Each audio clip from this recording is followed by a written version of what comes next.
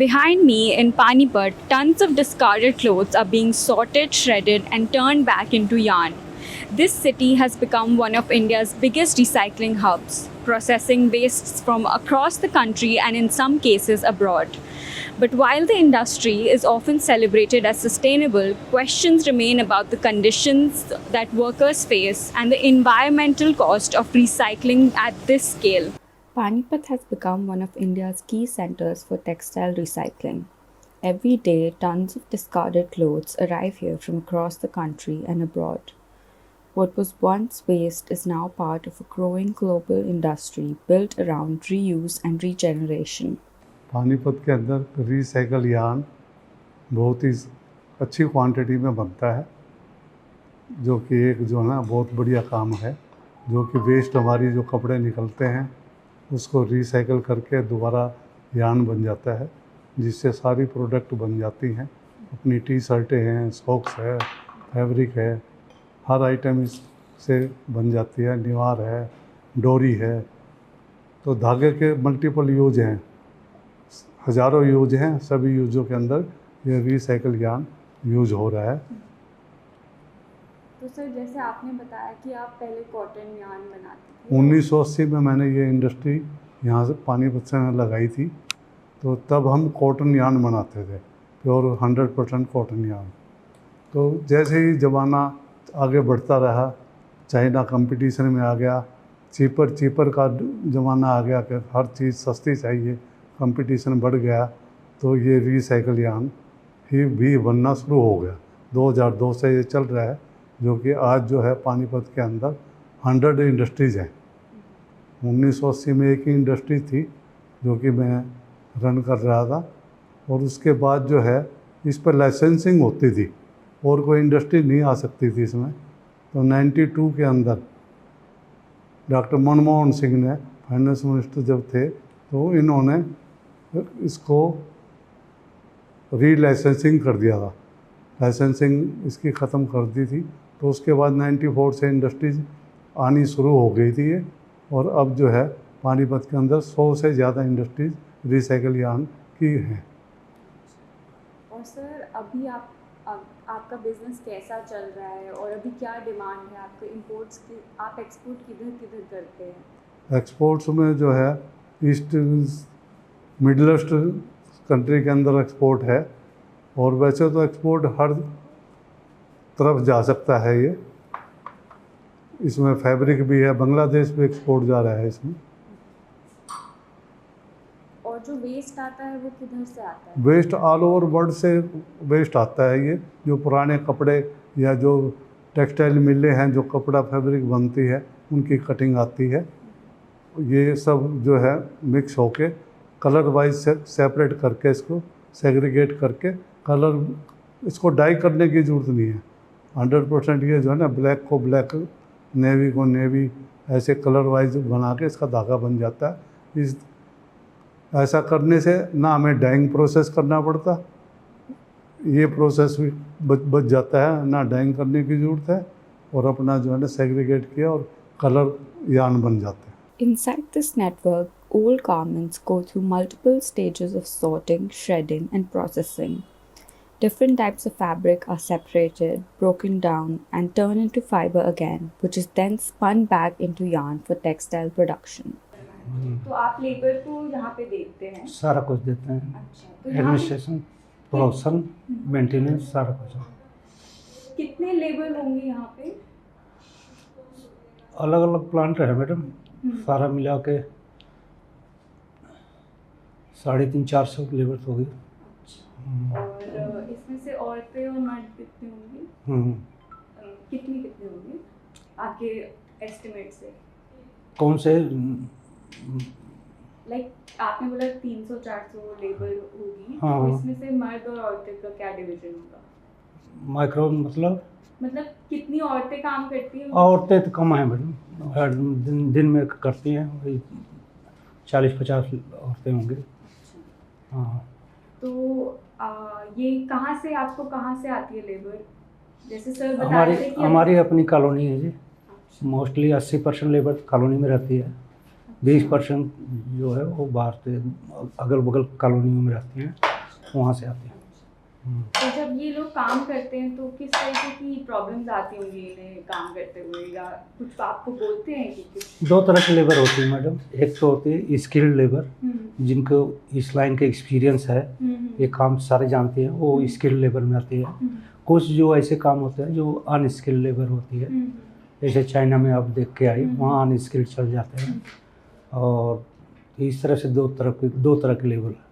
तो skilled labour यहाँ पे कहाँ पे ज़रूरत पड़ती है? जो मैन्युफैक्चरिंग में है, सारा स्पिनिंग यूनिट में स्किल्ड लेबर ही चलती है। ये तो जो इधर चाइना में है, ब्लू रूम में पीछे फीडिंग में है, इनमें अनस्किल्ड चल जाता है। तो यहाँ पे जो 2 यूनिट है वो अनस्किल्ड ही होगी? हाँ, मोस्टली अनस्किल्ड रहते हैं। उसमें कुछ मास्टर टाइप के होते हैं जो स्किल्ड में हैं। हर तरह के लेबर होते हैं।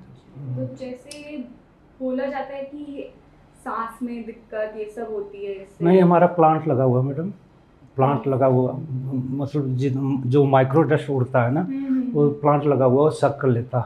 अच्छा। इन्वायरमेंट में कुछ नहीं रहेगा, अच्छा। इसलिए कोई दिक्कत नहीं है। और आराम हेल्थ से। में भी नहीं होती? नहीं, कोई दिक्कत नहीं। और कोई सेफ्टी प्रिकॉशन, जैसे एक बहुत कपड़ा है उसके यहाँ बाद पे? हम मास्क प्रोवाइड करते हैं। जिनको दिक्कत है कोई मास्क लगा ले, वैसे ज़रूरत पड़ती नहीं, क्योंकि प्लांट लग गया है बढ़िया, तो माइक्रो डस्ट बिल्कुल रहता नहीं। बिल्कुल इतना डिपार्टमेंट में बैठ के आप खाना खा सकते हैं। और जैसे गर्मी भी बहुत होगी तो मशीन में गर्मी भी आती है बहुत? हाँ, गर्मी तब टेम्परेचर तो है ही मैडम। अंदर जो है वहाँ से हम प्लांट लगा रखे हैं। अच्छा। उसमें कूलिंग प्लांट है बड़े बड़े, जो कि टेम्परेचर को कंट्रोल करते हैं एक लिमिट तक। अच्छा। और बाकी इतना कोई ज़्यादा दिक्कत नहीं आती। अच्छा। और आग लगने का डर भी होता है क्या? फायर का तो मैडम होता ही है, जहाँ इलेक्ट्रिक है, फाइबर है, वहाँ तो रहेगा ही। लेकिन ये है कि प्रिकॉशन रखते हैं, बहुत ही स्ट्रांगली इक्विपमेंट लगे हुए हैं। कैसे क्या है तो आपने देख ही लो कैसे चल रहा है। ये माल वहाँ से लाना कटर से, ये माल कटता है, पहले कट के फिर उसके बाद मशीन में जाता है, मशीन से यहाँ से कच्चा माल तैयार होता है, कच्चा माल तैयार होकर प्लांट के अंदर जाता है, प्लांट के अंदर जाके धागा बनता है। ये कच्चा माल तैयार करके देते हैं प्लांट को अंदर।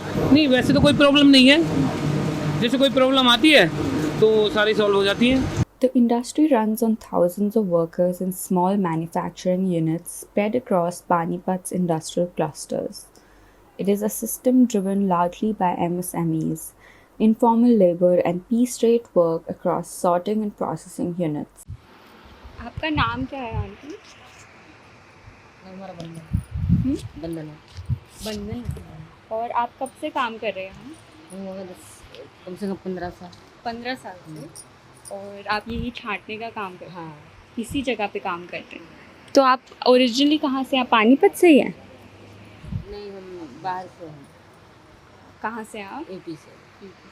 तो अब आप 15 साल से पानीपत में ही रह रहे हो? हाँ। अच्छा। तो ये काम का आपको कहाँ से पता चला?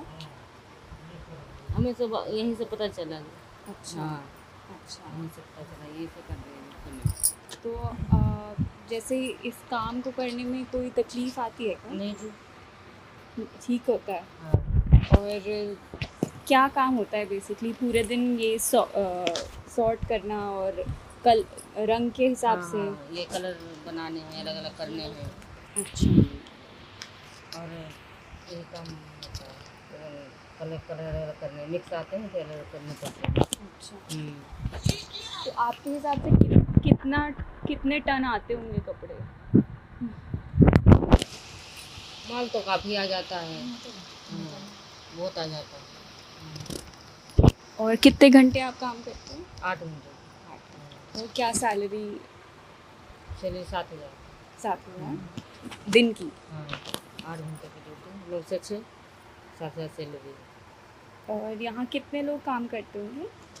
काम तो अभी इतने हैं, गांव जा रहे हैं, कुछ 2 छुट्टी पे हो रहे, आ रहे। आवेंगे अब अगले महीने में आ जाएंगे। अच्छा। अब ईद है इनकी, हाँ। तो 2-3 लेडी छुट्टी पे आ गए।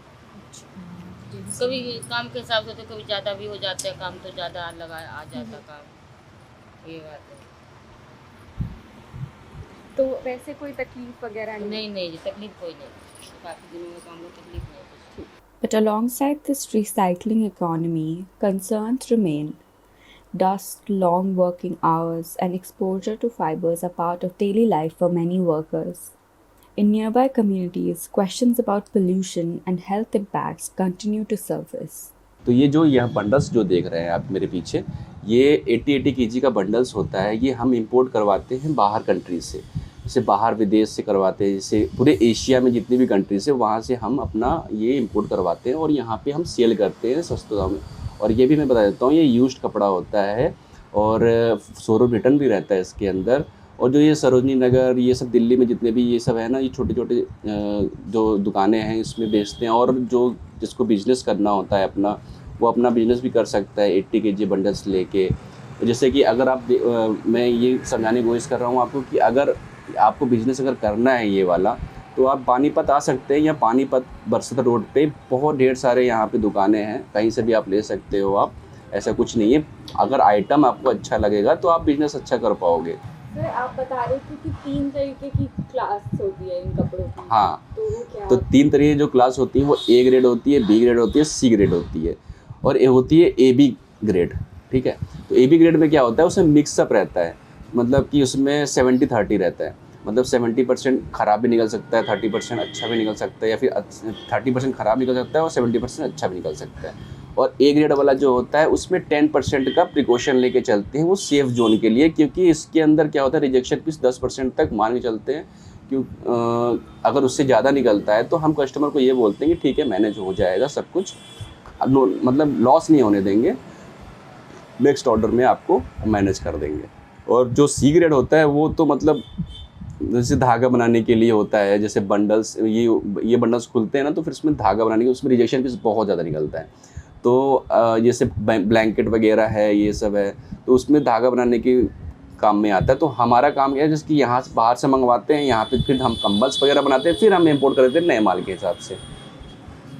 तो आपके पास इंपोर्ट करने के लिए कहाँ से आता है और क्या क्या रिक्वायरमेंट चाहिए होती है इंपोर्ट करने के लिए, क्या रेगुलेशन है? इंपोर्ट करने के लिए ये देखिए कि अगर जैसे कि वहाँ पे कोई बायर बैठा हुआ है हमारा, तो हम वहाँ से कनेक्ट करते हैं उनसे, और उसके बाद हम उनसे कनेक्ट करके उनसे माल वहाँ से मतलब अपना ऑर्डर प्लेस करवाते हैं यहाँ पे इंडिया के लिए। तो यहाँ पे फिर उसके बाद हम जैसे कि यहाँ पे आप गुजरात में पोर्ट है, नियर बाई पानीपत के नियर बाई गुजरात में पोर्ट है, तो यहाँ पे हम मंगवाते हैं, तो यहाँ से हमारे पास डिलीवर होता है। और जैसे आपने बोला कि आपके फिर क्लाइंट्स कहाँ पे हैं? और क्लाइंट्स हर जगह, मतलब हर 10 कदम पे, पास में, घर के अंदर, ये सब जगह क्लाइंट्स तो बहुत जगह है। जैसे पूरे पैन इंडिया पे हम तो करते हैं डिलीवरी। तो क्लाइंट्स क्या है कि पानीपत में भी है, दिल्ली में भी है, मतलब पूरे मतलब हर जगह पे है। तो अब क्लाइंट का तो कहना ही नहीं, क्लाइंट सब जगह मिल जाते हैं, क्योंकि जिसको बिज़नेस करना होता है वो अपने आप ढूंढ लेता है चीज़ों को, जैसे हमने भी ढूंढा है। तो सर, अभी आपका बिजनेस कैसा चल रहा है और अभी आप क्या चाहते हैं अपने बिजनेस को बढ़ाने के लिए, और क्या सोचते हैं? बिज़नेस तो सही चल रहा है, ठीक है, ओके है। इतना है कि मतलब खुद का बिज़नेस है, टेंशन मुक्त है। तो सर, ये जो लास्ट 2-3 साल से दुनिया में परेशानियां भी बहुत चल रही, तो इससे कुछ इफेक्ट हुआ है आपके बिजनेस पे? हाँ बिल्कुल हुआ है, क्योंकि सबको परेशानी होती है तो हमें भी परेशानी होगी, सब बिजनेसमैन को परेशानी होती है। ऐसा कुछ नहीं है कि मतलब उसको हुआ है तो हमें नहीं हो रहा है, होता है, ऐसा प्रॉब्लम होता है। मतलब क्राइसिस आते हैं, ऐसे प्रॉब्लम आते हैं, तो जैसे कोरोना वगैरह ये सब, इसमें भी प्रॉब्लम होता है, बंद हो जाता है सब कुछ, तो फिर क्या ही बेचेंगे फिर। पानीपत एक ऐसा शहर है जो हिंदुस्तान की और बाकी सारी दुनिया की टेक्सटाइल वेस्ट को रिसाइकिल करके नए प्रोडक्ट बना रहा है। तो जो हमें सस्टेनेबिलिटी और सर्कुलरिटी की जो हम बात करते हैं, वो हमें लगता है कि कोई अभी पिछले साल 2 साल में एक नई टर्म आई है। सस्टेनेबिलिटी उतनी ही पुरानी है जितनी सिविलाइजेशन। सस्टेनेबिलिटी का मतलब हुआ कि हम अपने रिसोर्स को कितना किफ़ायती और एंडलेस रूप से यूज़ कर सकते हैं। तो पानीपत एक ऐसा शहर है जो पूरी दुनिया की ग्लोबल वेस्ट को इंपोर्ट करके, उसको बिना पानी यूज़ करे, बिना कोई केमिकल्स यूज़ करे, बिना कोई एयर पोल्यूशन फैलाए, उसको दोबारा से यान बनाकर आपके घरों की जो बेडशीट्स हैं, पर्दे हैं, गारमेंट्स हैं, ठीक है, टी शर्ट्स हैं, जीन्स हैं, उसमें कन्वर्ट कर देता है। तो अब एक रिसाइकल्ड प्रोडक्ट में और एक वर्जिन प्रोडक्ट में क्या फ़र्क है कि वर्जिन प्रोडक्ट बनाने के लिए हमें सारे के सारे नए रिसोर्स जो हैं वो यूज़ करने पड़ते हैं, और जब हम फिर उसको यूज़ कर लेते हैं हम उसको एज ए वेस्ट ट्रीट करके फेंक देते हैं। जबकि सर्कुलैरिटी में क्या होता है, आपने वो जो प्रोडक्ट बनाया उसके लिए आपने जितने ज़्यादा से ज़्यादा आपने वेस्ट को यूज़ करा वो यूज़ करा, उसके बाद आपने जब उसको यूज़ कर लिया, यूज़ होने के बाद दोबारा से वो उसी साइकिल में जाके दोबारा से रिसाइकिल होके आपके पास आ जाएगा। तो अब पानीपत दुनिया के लिए अभी एक बिल्कुल ज़रूरत बन के कैसे उभर रहा है, क्योंकि यूरोप में उन्होंने, वहाँ की सरकारों ने कुछ कानून और रेगुलेशंस पास करे हैं, जैसे कि ESPR, EPR, green claims, WSR।